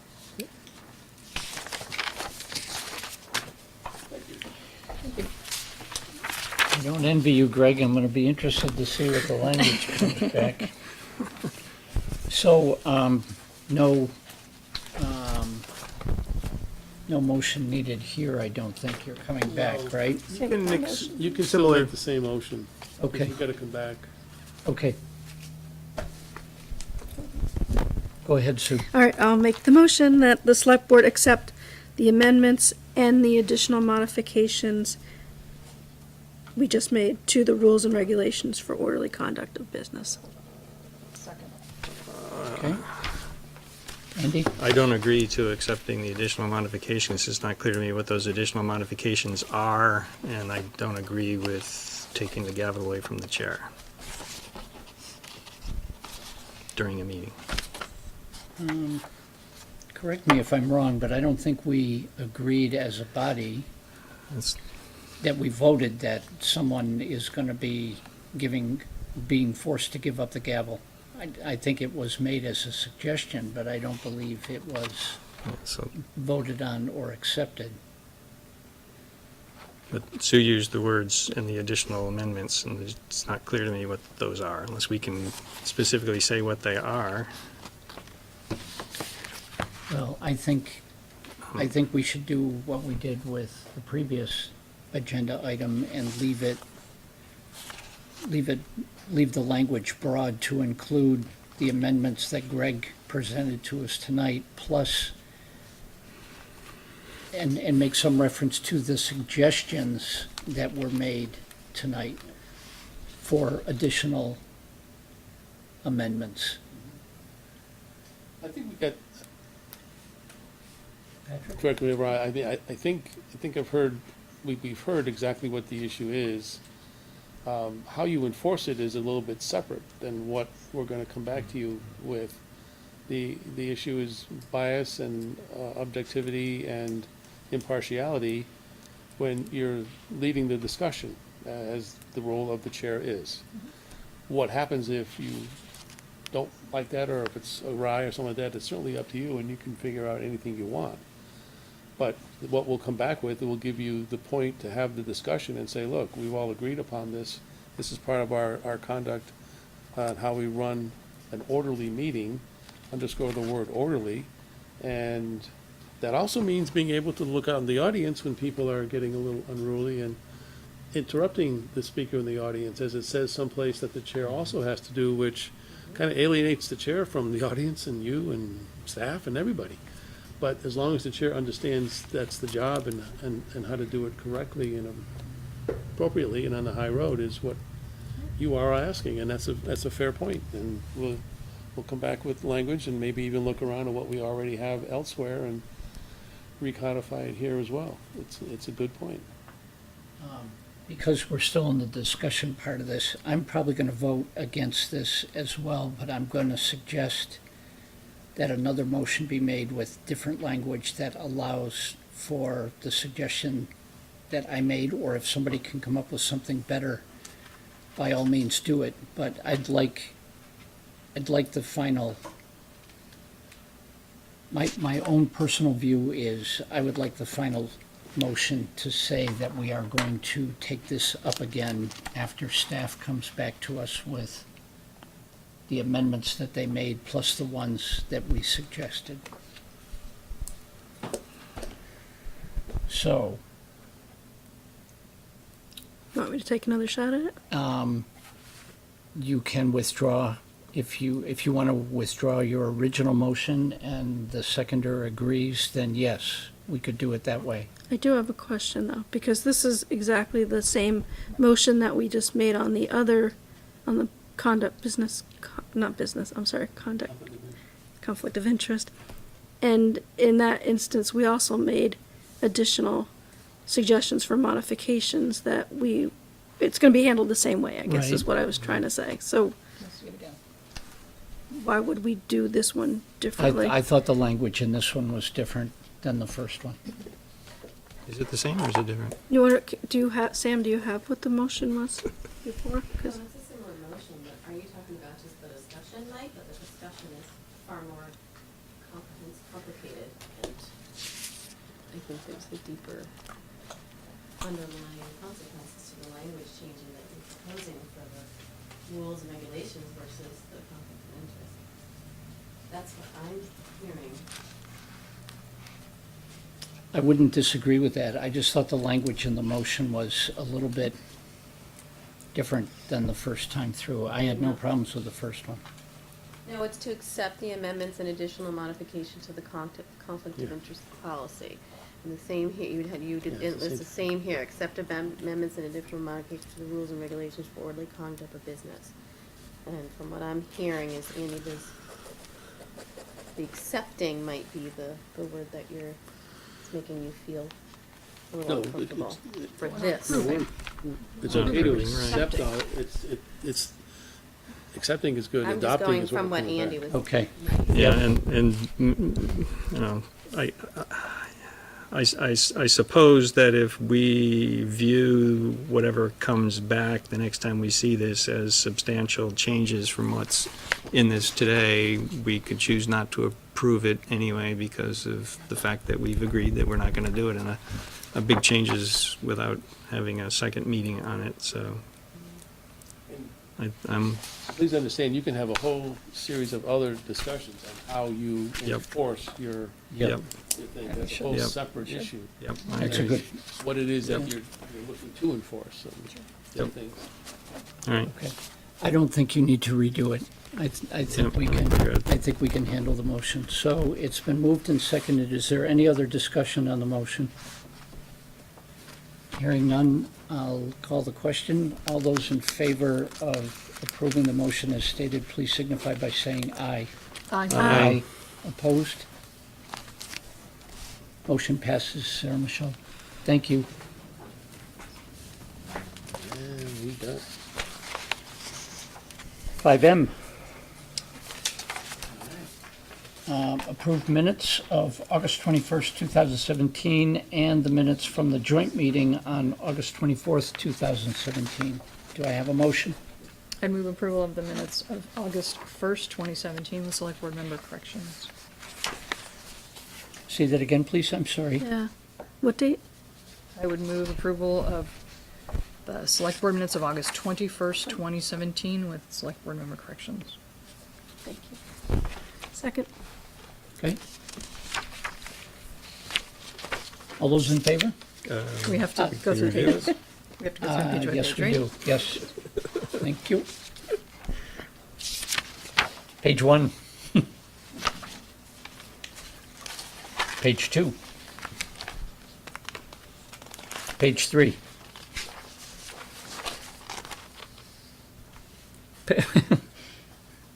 Andy? Oh, page 4. I was anticipating, I was jumped the Andy? gun, yeah. Go ahead, page 4. Line 153, this is the same correction I asked for before, where it says 15% requirement, please have it say 15% maximum. Thank you. Anything else on 4? Irene? I have a host of them. The wrong glasses on. Also, to boot. Let's see, at 160, please, after the period. This was a long discussion and it was completely eliminated, so I'd like to sum up and say, Mr. Baker said the idea is for towns to join when ready. And then we'll change the he to Mr. Levy because now we're switching speakers again. And then at 161 after that period, Mr. Baker obviously agreed that citizens could petition, but he was wrong. So I'd like you to insert Mrs. Renner pointed to the whereas at the bottom of page 1, as well as section 22A, which made it mandatory for boards to warn a vote and remove the right of residents to do so with a petition. Max called that a showstopper. I think that's it for that page.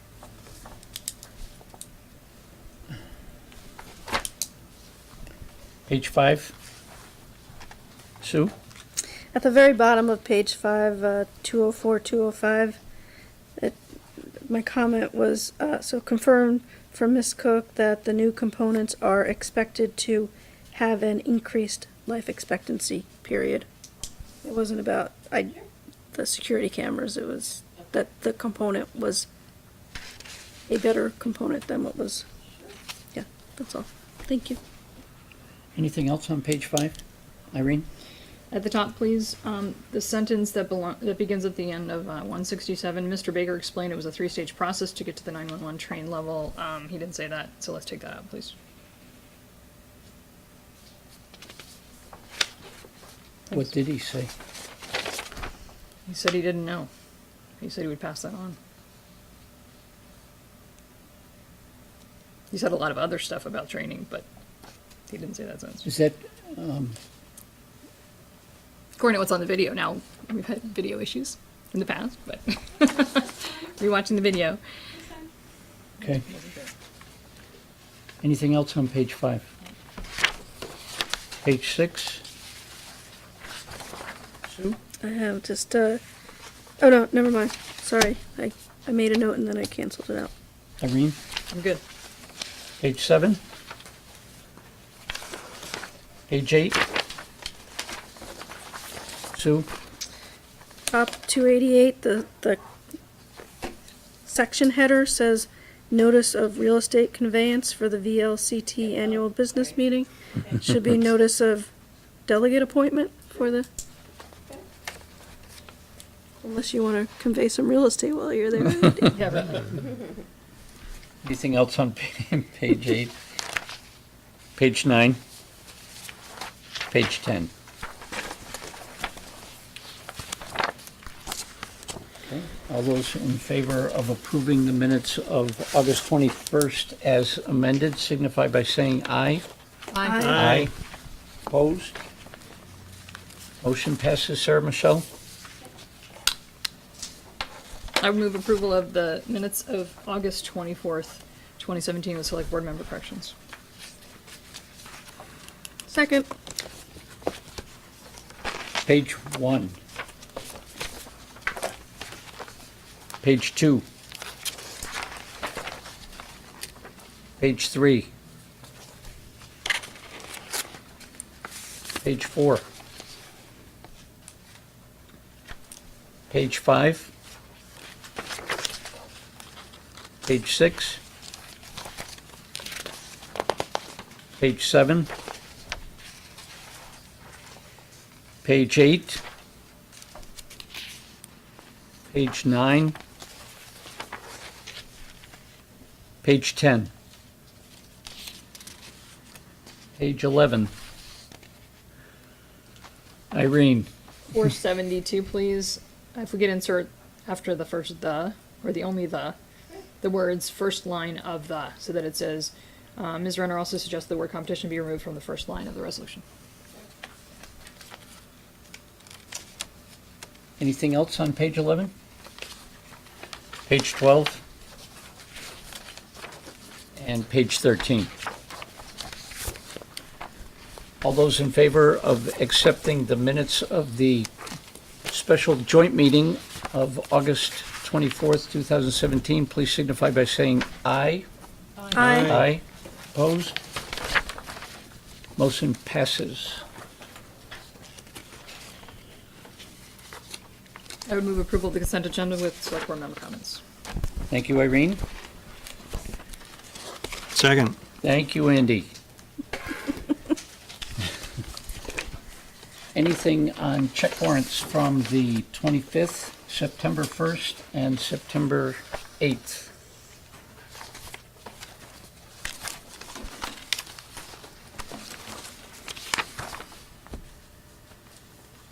And rather than go through all of these individually, is there anything else in the consent agenda? Andrew? I may have answered my own question. It says effective September 14th. I was going to ask when Carmichael Street's going to close. It says effective September 24th right on there, so. Got to learn to read again. Thank you. Asked Yeah. and answered. Yeah. Anything else in the consent agenda? Sue? Just two quick ones. One, the police facility bond refunding. Mm-hmm. Just a big thumbs up. That was a smiley face. Happy news. And then on the upcoming meetings for October 2nd, I had a note that there were some energy committee, potential energy committee members that were going to be coming in for an interview, but maybe that has fallen through. But at No, one point, I think you're right. I can't remember if it's the 2nd or the 16th, but you're probably right with the 2nd. that's all I have. Okay. I have one,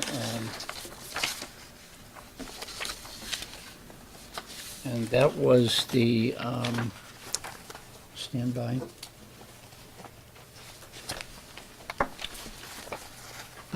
The municipal budgeting workshop being held by the VLCT. I can't recall if any of us have ever attended that.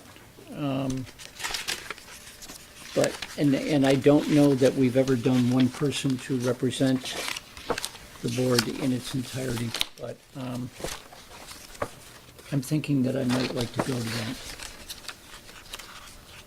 No, we'll So, set you up. yep, I will talk to staff Travis can offline. be your contact, you can go direct line to Travis. Sure, okay. Very good.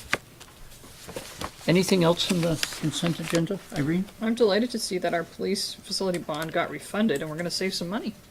Yes, That was what I was smiley facing about. Hallelujah. yes. Yeah, the bookends have spoken. Yes. Woo-hoo. Thanks for calling me a bookend. Doubly happy. A very ornate one, but never mind. Hooray. Yeah, that's Free right. money. Anything else in the consent agenda, folks? Okay, Entertain a motion. yep, Executive session. we already We have a motion. So, all those in Oh, favor of approving the consent items, please signify by saying aye. Aye. Aye. Opposed? Motion passes, Sarah Michelle. Thank you. Now, I think we have an executive session. Yeah, I have the motions here. Yep. You ready? I'm ready. Fire. I move that the select board make the specific finding that premature general public knowledge of the select board's position concerning the proposed public official appointments would place the town at a substantial disadvantage. Second. All those in favor? Aye. Aye. Opposed? Motion passes. And part two. I move that the select board enter into executive session to discuss the proposed public official appointments pursuant to 1 VSA 313A3 to include the manager and the deputy town manager. Second. Thank you, Sue and Irene. All those in favor? Aye. Aye. Opposed? Motion passes. So I have just one question. Dr. Shepherd, did you have anything, or were you just here because you didn't get a better offer?